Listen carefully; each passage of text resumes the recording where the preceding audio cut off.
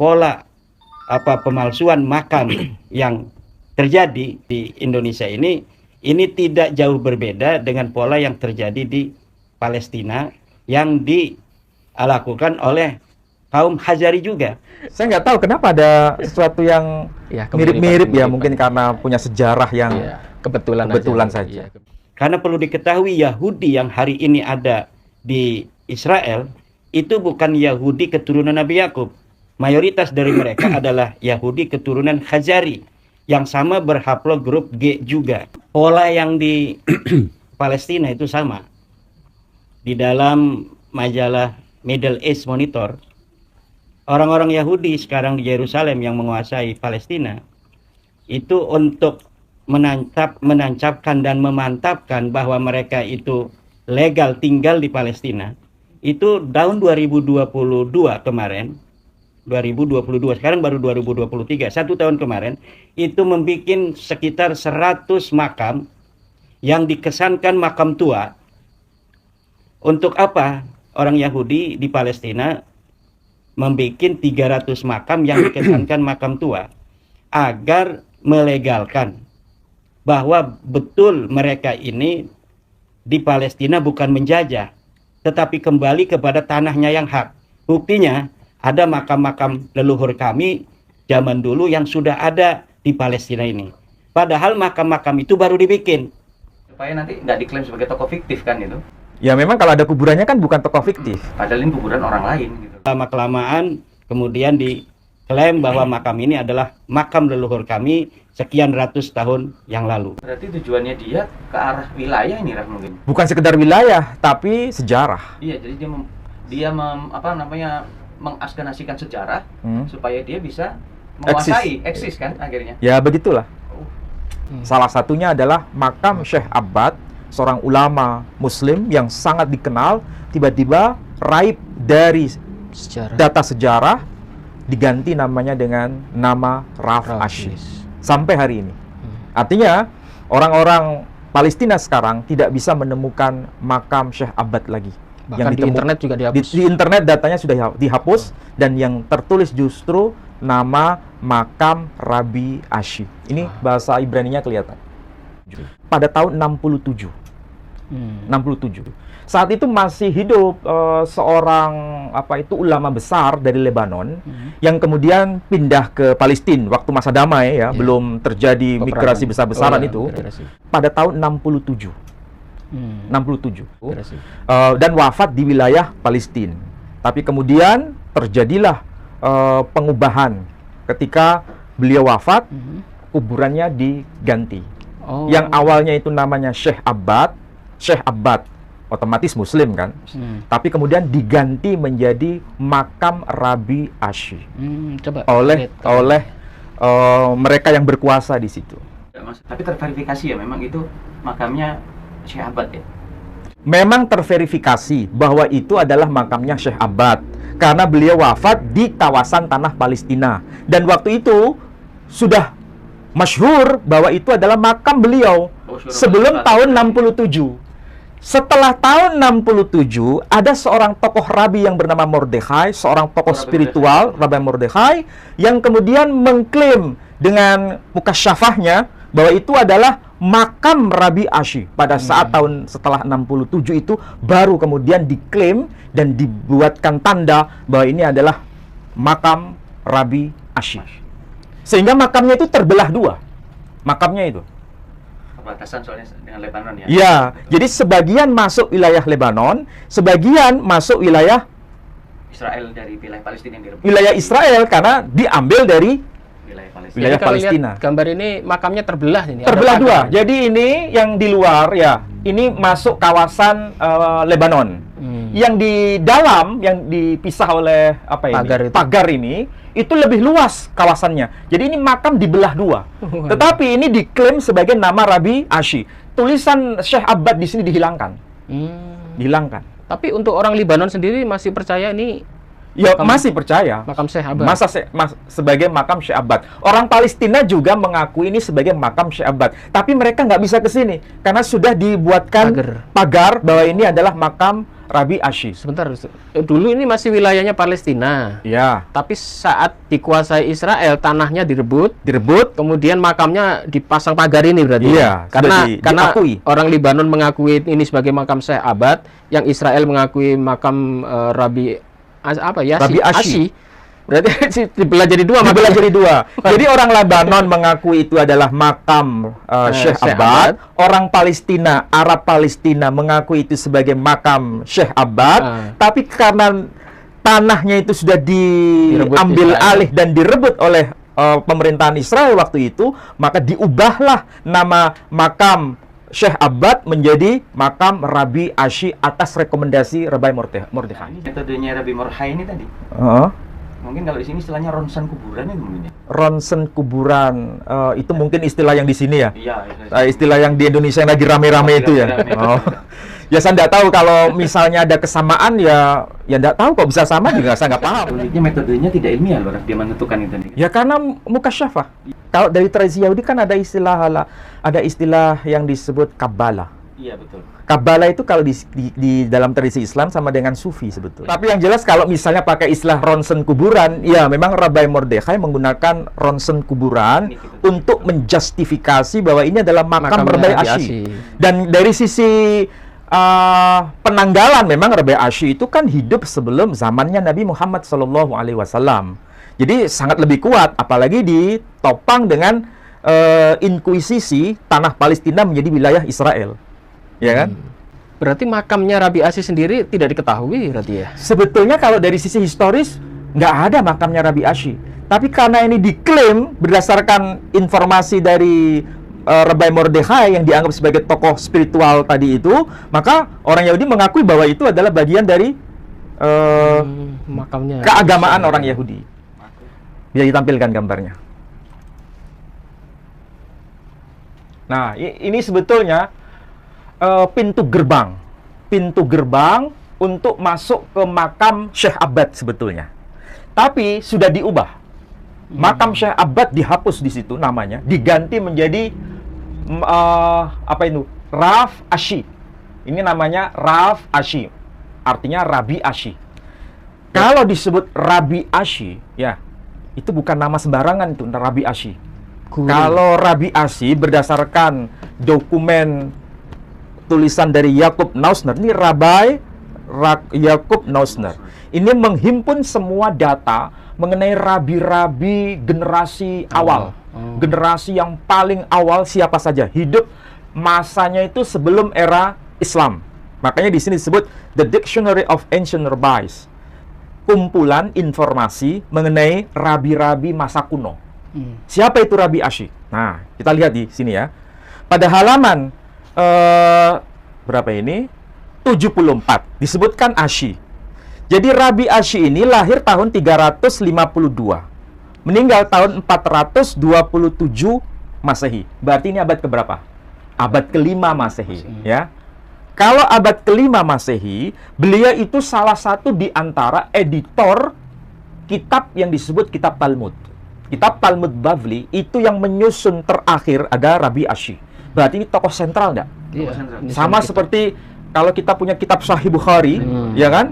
Itu siapa yang mengkompilasi yang terakhir? Nah, itu pasti orang penting kan? Sama seperti Talmud. Karena dalam tradisi Yahudi itu ada Talmud Bavli, ada Talmud Yerusalmi. Yang mengkompilasi terakhir dan sekaligus memberikan syarahnya. Kalau dalam tradisi Islam itu yang memberikan syarah Sahih Muslim itu kan Imam Nawawi. Nah, Imam Nawawi itu kan tokoh sentral tuh kalau dalam tradisi Islam. Sama seperti tradisi Yahudi punya tokoh sentral. Siapa yang mengkompilasi terakhir dan memberikan syarahnya terhadap kitab Talmud, itulah yang bernama Rabbi Ashi. Ya, Rabbi Ashi. Saya ulangi lagi, beliau lahir tahun 352 Masehi, meninggal tahun 427 Masehi. Berarti ini abad kelima. Pertanyaannya, kalau ini diklaim makam ini sebagai makam Rabi Ashi, mana yang lebih kuat? Klaim umat Islam atau klaim orang Yahudi? Klaim Yahudi. Saya tanya ulang. Kalau Syekh Abad itu kan tokoh umat Islam. Sedangkan yang menerima risalah Islam itu adalah Nabi Muhammad SAW. Beliau dilahirkan tahun berapa? 571 Masehi. Abad 6. meninggal tahun 632 Masehi. Saat itu Islam baru merupakan embrio. Sementara Syekh Abbad itu baru muncul belakangan. Ya kan? Dan itu menjadi warisan kaum Muslim di Palestina. Adalah tokoh sentral di Palestina. Tetapi karena itu diakui sebagai makam Rabi Ashi, kira-kira mana yang lebih valid menurut dokumen data Yahudi? Lebih tua mana kalau dibandingkan dengan data Yahudi? Ya, lebih tua data Yahudi. Data Yahudi, karena argumentasinya ini makam Rabi Ashi.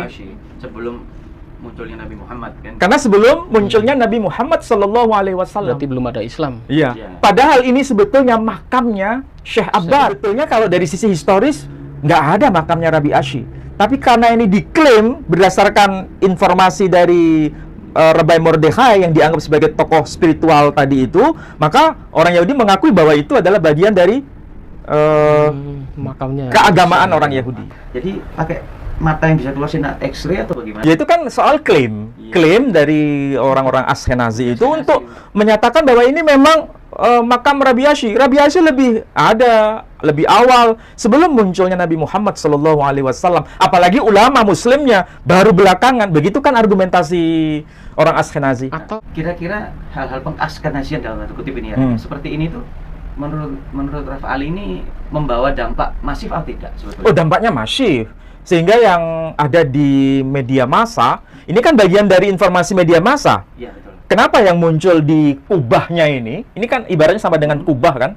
Ternyata yang muncul hanya Nabi Raf Ashi ya. Raf Ashi aja. Raf Ashi. Ini kabar Mar Raf Ashi. Kabar itu kubur. Kubur. Mar Raf Ashi. Mar itu yang dipertuan atau yang dimuliakan. iya lucu itu. Raf Ashi. Makamnya terbelah jadi dua itu. Iya, ini makamnya terbelah jadi dua. Jadi rebutan itu mungkin Jadi rebutan, ya antara iya. orang Libanon sama orang Israel. Cuma uniknya kalau di bagian wilayah yang dikuasai Israel, karena itu bagian wilayah Palestina kan, dikuasai Israel, dimunculkan nama Raf Ashi. Sedangkan yang di bagian yang separuhnya sana tidak diberi nama. Oh, yang di Jadi Libanonnya nama tidak dikasih Syekh nama. Abbad hilang. Oh. Berarti Askenazi ini melakukan perampokan sejarah sebetulnya. Ya, kalau menurut versi orang-orang Yahudi Ashkenazi bukan perampokan sejarah, tapi itu merupakan penciptaan sejarah berdasarkan klaim dari tradisi Ashkenazi. Internal mereka. Supaya menciptakan tokoh di sini Menciptakan makamnya tokoh, iya. gitu mungkin ya. Supaya nanti nggak diklaim sebagai tokoh fiktif kan itu. Ya, memang kalau ada kuburannya kan bukan tokoh fiktif. Padahal ini kuburan orang lain gitu loh. Ya, menurut siapa dulu? Menurut Ya, orang Muslim kan? orang Muslim. Tapi menurut orang Yahudi bukan. Ini Rabi apa? Ashi. Rabi Rabi Ashi. Ashi, Maksudnya iya. menurut orang Yahudi Ashkenazi. Cuman ya lucu juga sih. Tapi memang pembuktiannya memang susah ya, Ustaz. Men- Ya memang susah karena apalagi ada kaitan dengan politik kan. Oh, Siapa yang bisa melawan atau Kekuasaan. bisa mencegah Merebut bahwa gitu. ini adalah makam dari Raf Ashi? Siapa yang bisa mengubah itu? Nggak ada. Ini kan sudah dalam cagar budaya orang-orang Yahudi Ashkenazi. Udah masuk. Berarti tujuannya dia ke arah wilayah ini Raf mungkin. Bukan sekedar wilayah, tapi sejarah. Iya, jadi dia mengaskenasikan sejarah supaya dia bisa menguasai, eksis kan akhirnya. Ya, begitulah. Ada dua hal yang harus kita pahami. Pertama, pemerintahan Israel yang sekarang yang berkuasa itu adalah dari kalangan Yahudi Ashkenazi. Istilah atau sebutan Ashkenazi bukan bagian dari kalangan Bnei Israel. Kalau disebut sebagai Bnei Israel, mereka adalah kaum Yahudi Temoni, kaum Yahudi Falasha, kaum Yahudi Mizrahi. Tapi kalau disebut Ashkenazi, itu adalah keturunan dari Yafet, bukan keturunan dari Shem. Itu catatan yang harus dipahami. Kedua, apa yang dilakukan oleh pemerintahan Israel ketika melawan bangsa-bangsa Arab tahun 67, perang 6 hari itu adalah titik puncak bagaimana kekuasaan Israel meliputi kawasan yang luas, itu sudah mendapatkan akses. Sehingga apapun yang ada kaitannya dengan Palestina diubah dan diganti. Salah satunya adalah makam Syekh Abbad, seorang ulama Muslim yang sangat dikenal, tiba-tiba raib dari data sejarah diganti namanya dengan nama Raf Ashi sampai hari ini. Artinya orang-orang Palestina sekarang tidak bisa menemukan makam Syekh Abbad lagi. Bahkan di internet juga dihapus. Di internet datanya sudah dihapus dan yang tertulis justru nama makam Rabi Ashi. Ini bahasa Ibrani-nya kelihatan.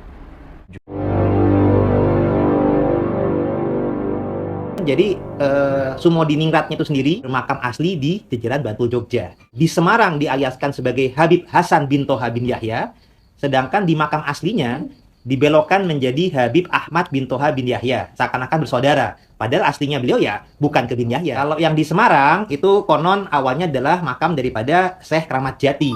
Kemudian diklaim menjadi makam Habib Hasan bin Toha bin Yahya.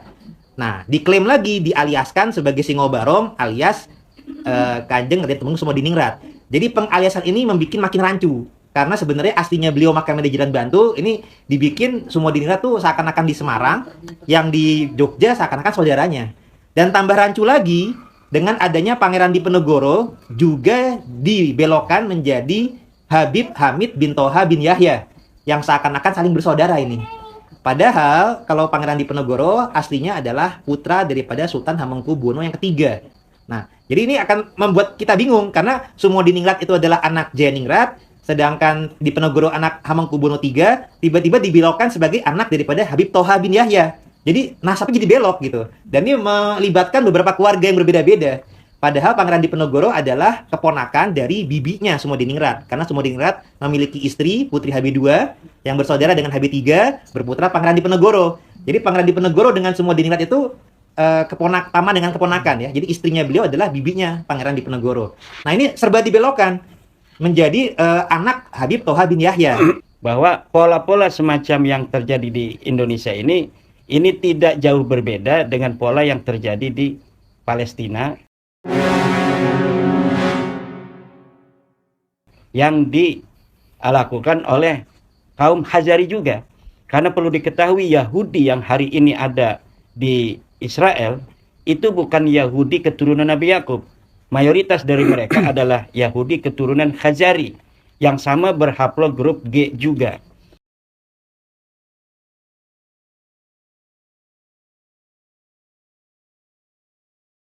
Kalau saya pribadi sih sejalan dengan concernnya Prof. Ali bahwa untuk merusak suatu negara atau bangsa itu dia dirusak sejarahnya dahulu, dan itu merupakan langkah paling efektif karena orang-orang awam pasti akan menyepelekan hal seperti itu, ala gitu aja. Berbeda kalau kita mungkin langsung nyerang atau apa kan mereka langsung aware ya Raffi. Tapi kalau sejarahnya dirusak dulu, identitas bangsanya dihilangkan dulu, nanti mereka akan lupa anak turunnya lupa. Tahu jati diri mereka. Ya kalau kita hidup semasa dengan pelaku sejarah misalnya. Nah, tapi kalau anak cucu kita kan tidak tahu. Apalagi dokumennya juga dimusnahkan. Tadi di internet juga dihapus. Iya, di internet nggak ada, kita cari Syekh Abbad nggak ketemu. Pengaskenasian seperti itu memang konsepnya. Apalagi mereka yang menguasai internet. Betul. Mereka bisa berkuasa menghapus apa saja itu. Mungkin ngapus peta Palestina pun bagi mereka tinggal klik aja hilangin namanya itu. Makanya untuk pesan saya sih untuk generasi selanjutnya ini Pak Edi ya, Pak Ali, jangan lupakan sejarah. Seperti pesan Bung Karno kan, Jas merah. Jas merah. Jangan sekali-kali melupakan sejarah. Nah.